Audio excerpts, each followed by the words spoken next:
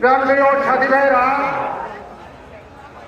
আপনারা কেউ উতল হবেন না। আসরের জামাত এই সভাস্থলেই হবে, ফলে আপনারা বাইরে কেউ যাওয়ার দরকার নাই, প্রয়োজন নাই। যথাসময় আমরা আসরের জামাত একযোগে এখানে আমরা আদায় করবো ইনশাআল্লাহ।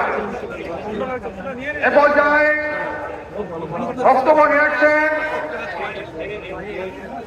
বাংলাদেশ জামাত ইসলামী খুলনা জেলা শাখার সম্মানিত নায়েবে আমির, প্রখ্যাত আলেমে দ্বীন, টেরাকোটা রূপসা রিগনিয়ার গণমানুষের নেতা অধ্যক্ষ কবিরুল ইসলাম। বক্তব্য রাখছেন অধ্যক্ষ কবিরুল ইসলাম।